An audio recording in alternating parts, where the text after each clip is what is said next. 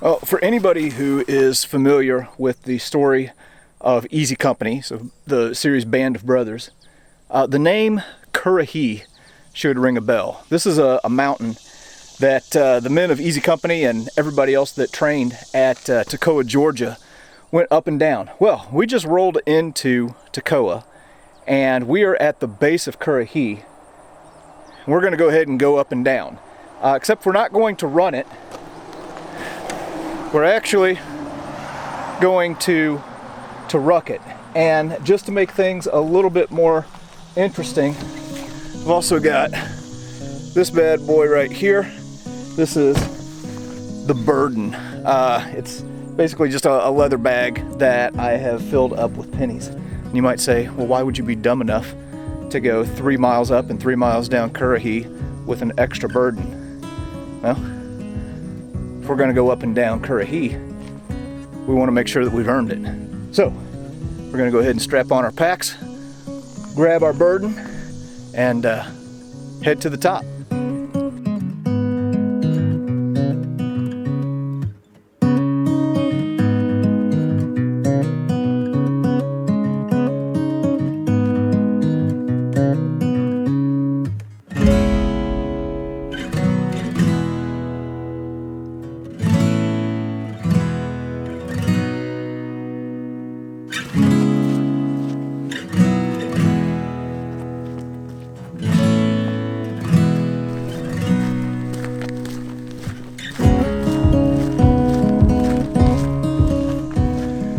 All right, well, we're about a half mile in, I would say, on this is now called the Colonel Sink Trail, and well, part of me wonders if I shouldn't have done this like in November or December. I don't know if August in North Georgia was the best choice, but like I say, we're going to do it. We're going to make sure that that we earn it. Anyway, can't wait to get to the top though.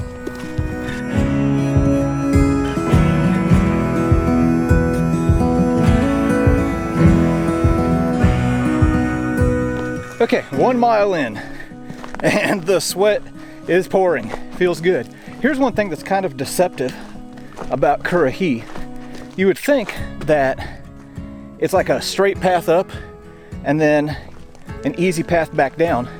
We're only a mile in right now. It's maybe hard to tell from this angle. This is actually going down. So what that means is that all of these airborne recruits that we're training here, it's not like you just work your butt off to get to the top and then you can coast back down. There's uphill coming back down as well.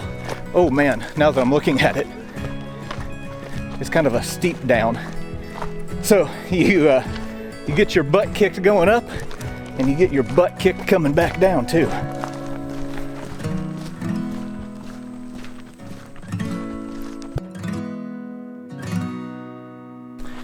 All right, just checked and we just passed mile 2. And it looks like after mile 2, things start really going uphill. And I feel like this would be a good opportunity to talk about Captain Sobel. Sobel was the company commander of Easy Company, and the men did not like him very much. They found him to be petty and vindictive, would punish him for the smallest things, and make him run up and down Currahee. Now, what they didn't realize, probably, and what they realized later, is that tough training makes for tough men.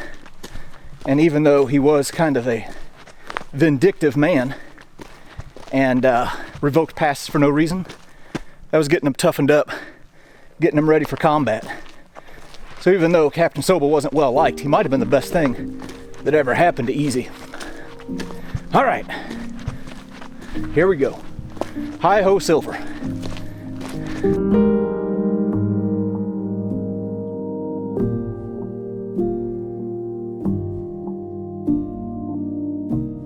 Okay, if anybody was ever wondering, after watching the series Band of Brothers, how tough Currahee was, well, I can attest to the fact that it is a bit of a grinder. We're not taking a leisurely pace, but woo!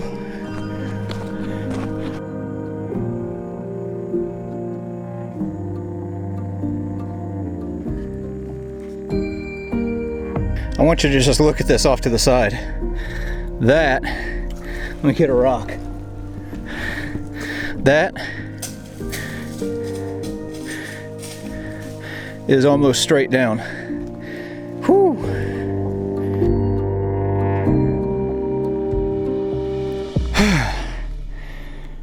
Whew.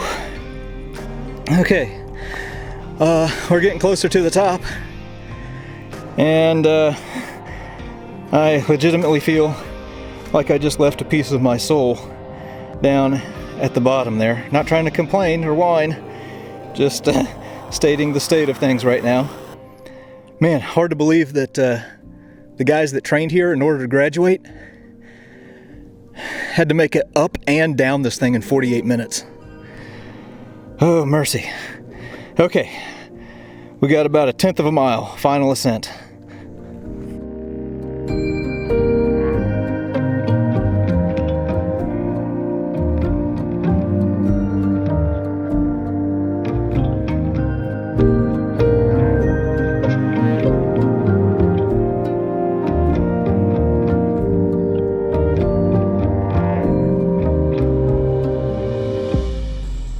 I'll tell you what, it's one thing to learn about history. It's a whole nother level to get out and experience parts of it. So to be able to ruck up that mountain and following the same footsteps as men like Dick Winters, Bull Randleman, Bill Garnier, Skip Muck, and Shifty Powers, I was just thinking about that all the way up, and how a lot of guys who trained right here at Toccoa and came up Currahee every day, a lot of those guys didn't make it back. Never did see their families again. But man, what a view. All right, we're gonna go ahead and take the 3 miles down. I think we're gonna take a break, crack open a Jocko Palmer that I brought up with me, and a Cliff Bar. Tomorrow, we're actually gonna be going to Camp Toccoa and look at where these guys trained and got ready to go over and fight against Nazi Germany.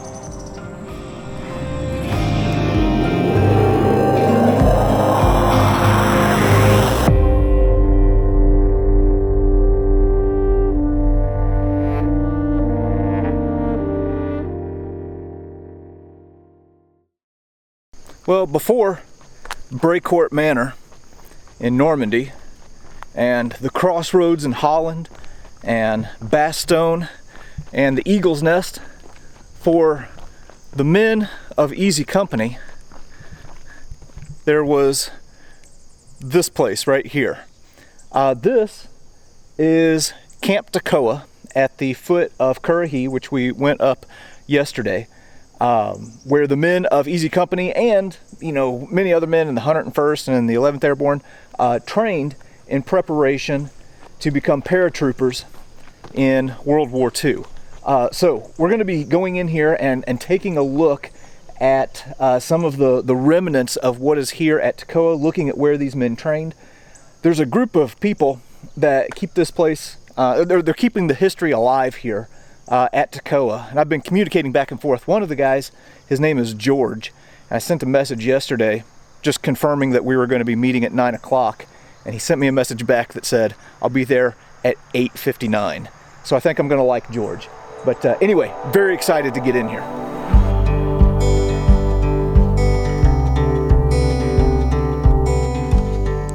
Now, before we go inside the camp, I wanted to show this.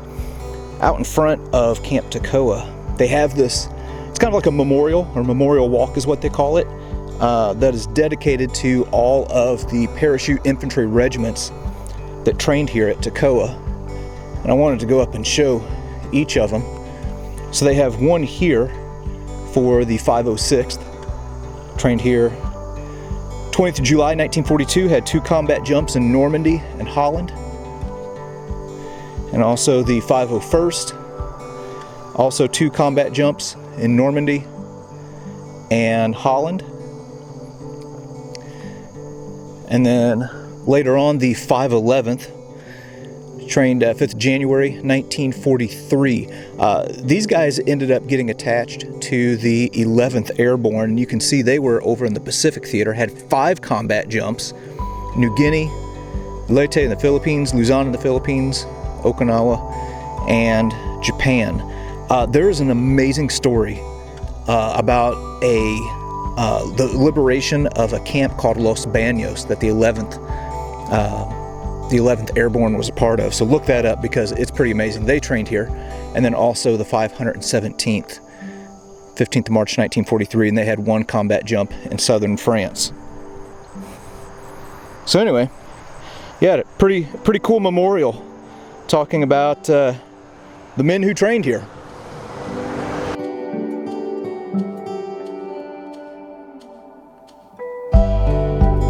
All right, well, we are inside of the gates here at Camp Toccoa, and met up with George. He's been showing us around and teaching us a little bit about the history of this area.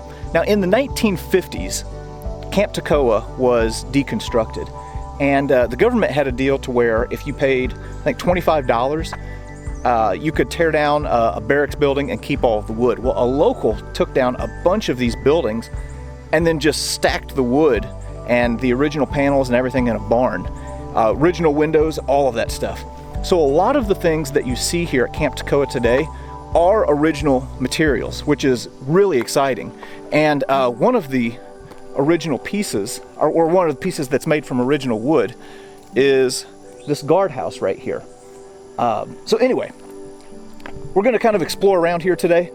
There's a lot to see. There is a lot of amazing things that they are doing here at Camp Toccoa that I'm excited to show and share.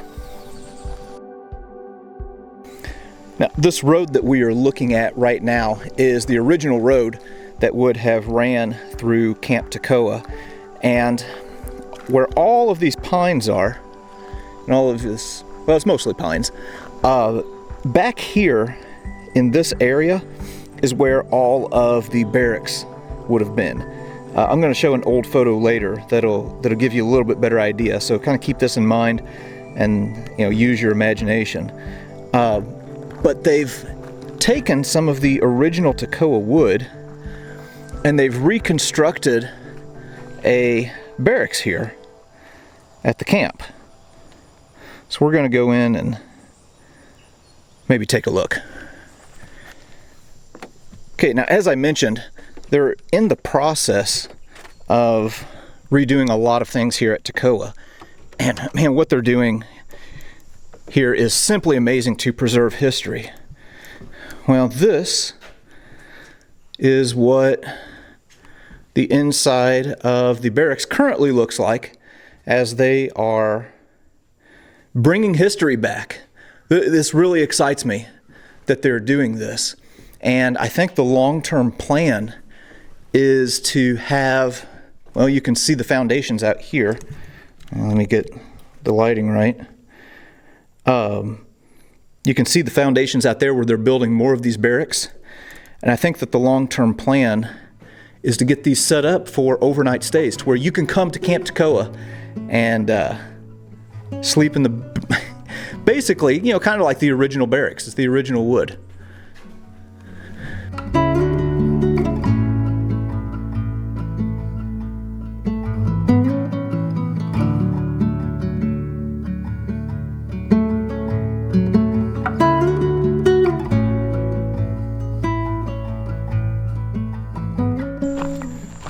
Okay, now again, I'm walking up the road that I was making reference to earlier, where all the men that trained here would have mustered up in the morning. And again, back here is where the camp barracks would have been located. Now, there is one original building that is still standing here that was never torn down, and it is this one right here. Now, this now serves as they call it the regimental HQ. There's a little museum in here. Originally, it was probably like for like a PX or post exchange, so you could come here and get snacks. They had their post office here. It may have been used for storage at different points, but this right here is an original building that was never torn down here at Camp Toccoa.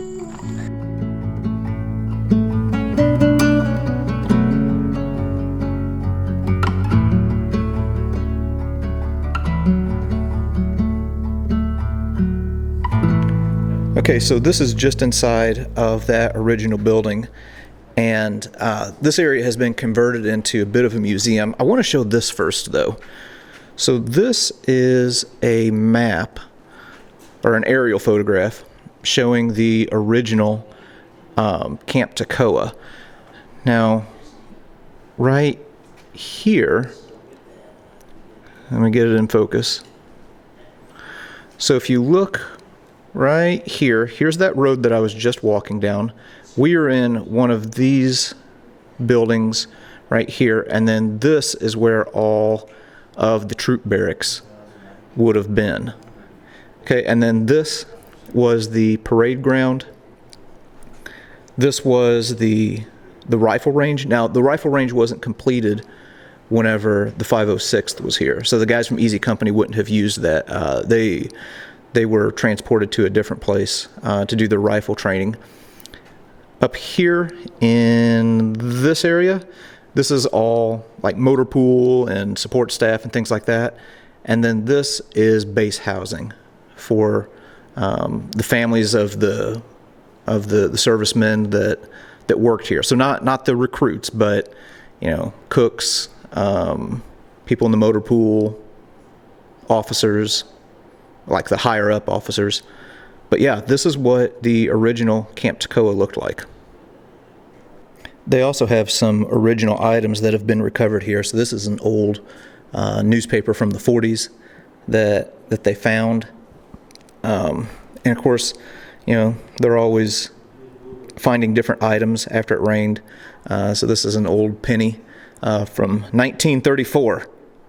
So Bill Garnier found your penny that you dropped.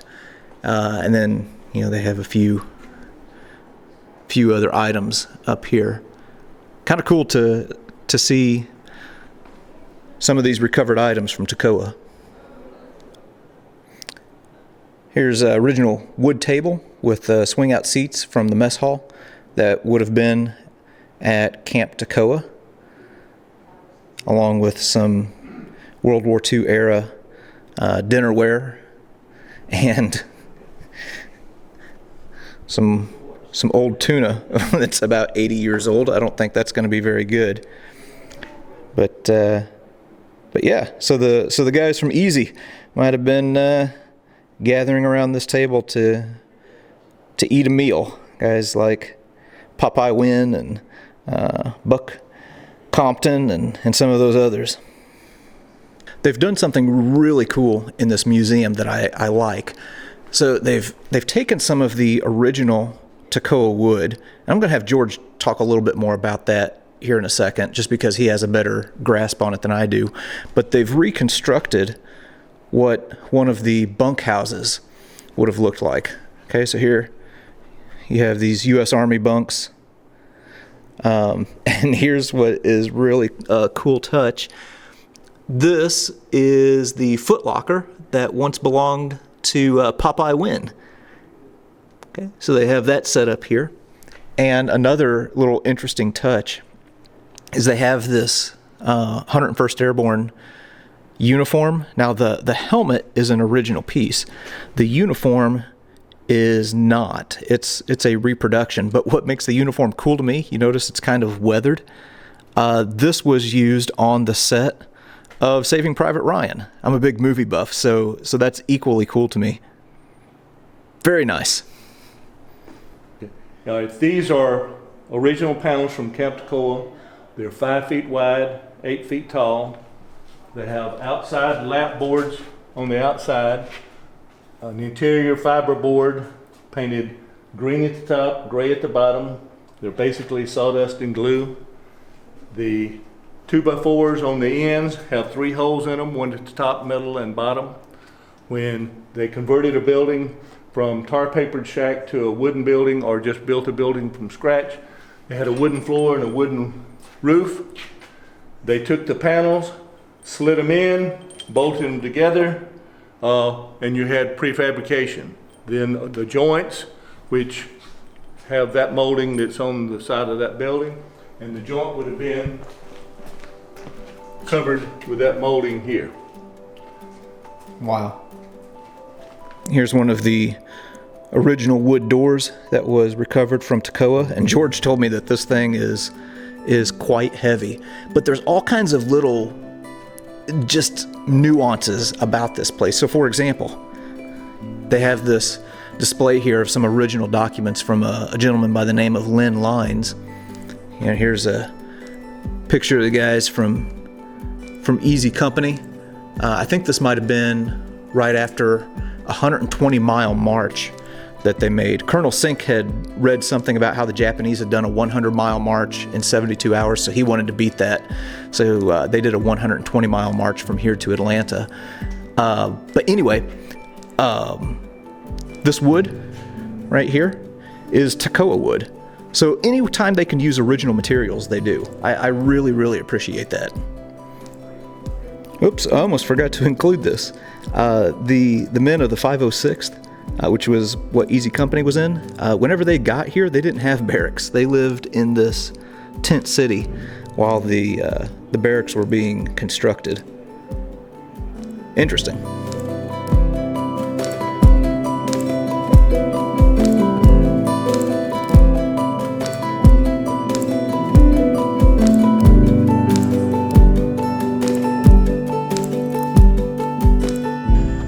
I'm back outside now. Now yesterday, whenever we went up Currahee, the spot that we started from is not the exact spot that the men who trained here would have started from. They would have mustered up right here on this road, and they would have went through this gate right here and then up and would have hit that path. I don't know if I really showed it well on the video, but it's where the woods kind of start going up Currahee Mountain. Then they would have went 3 miles up, 3 miles down. Okay, now they have something else here at Camp Toccoa that they are working on that I am quite excited about. They've got a C-47. So we're gonna kind of jump in here and take a look at this thing. So what we're looking at right now, of course, is the wing to one of these C-47s that the paratroopers would have jumped out of. And to me, whenever I look at this, I mean, look at all of these dang rivets. There's just hundreds and hundreds of them.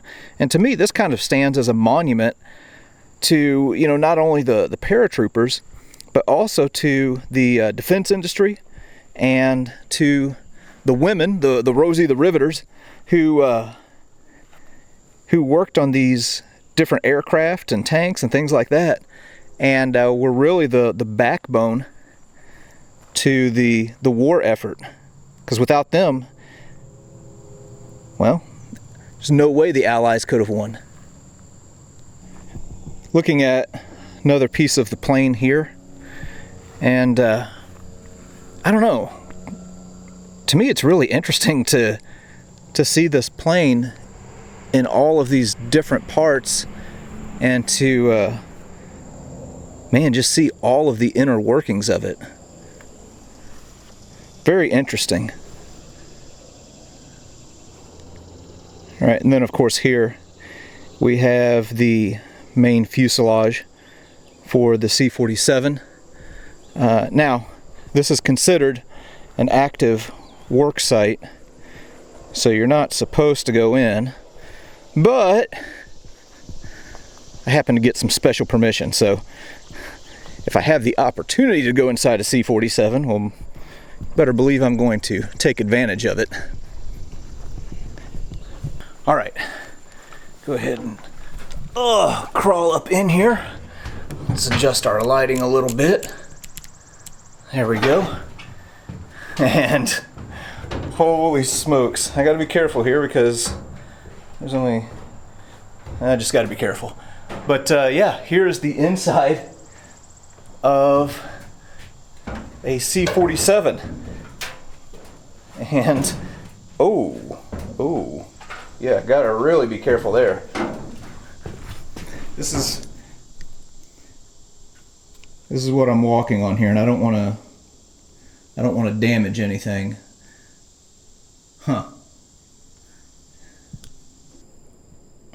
Now, this really shouldn't be a surprise to me, but it's kind of amazing just, I mean, how thin and light all of the materials are in this plane. I mean, of course, it has to be light in order to fly.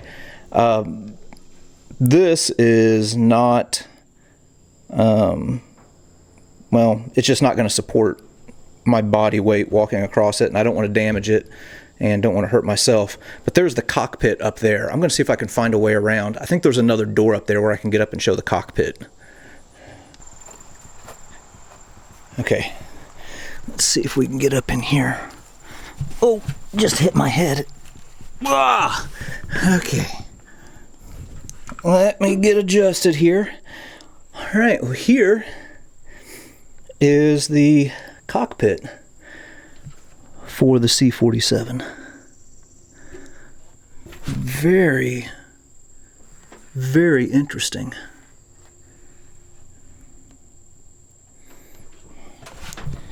And then looking back, yeah, there's where all of the paratroopers would have been lined up waiting for the green light to jump. This is really, really interesting to me. All right, is it possible for a grown man like myself to be in a World War II era C-47 and not take the opportunity to sit in the pilot seat? Oh my gosh, I feel like a kid in a playground right now. This is awesome. Look at this. I really wish that I knew the history of this particular craft, like where it flew and you know, what missions it participated in, if any.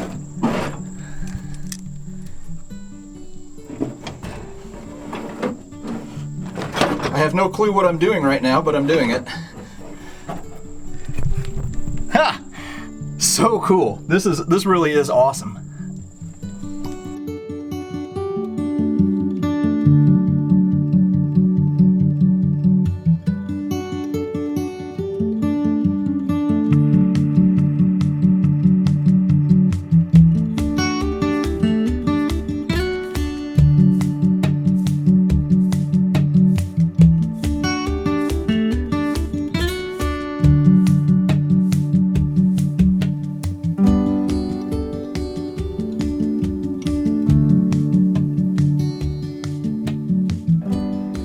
Okay, so now I'm back in that original building that I was in earlier, and I wanted to show you this to kind of close things out. This is the future vision of what these fine people here in Toccoa are putting together for this old camp. So this is right where the barracks would have been. That's going to be a green space. They're going to have reconstructed barracks that people can spend the night in. They're going to have, you know, that C-47 reconstructed. This is going to be an amazing, amazing place. All right, before I leave, there's one more thing that I wanted to show. What the people here at Camp Toccoa are doing to restore this place and to keep history alive really is amazing, and they've provided opportunities for people to help them in that effort. And if you look at this right here is an original piece of Camp Toccoa wood with some Camp Toccoa challenge coins embedded in them. And they've made these available for people to purchase, take home, support what they are doing here. Here's the hitch. You can't order it by mail, you can't go online and get it. You have to come to this place and experience what's going on here in order to get one of these pieces of history. Man, this really has been an amazing experience. I'm so glad that we came here today. To be able to come to, the place where men like, Dick Winters and Bill Garnier and Carwood Lipton and all those guys trained and got ready to go fight over in Germany. I don't know.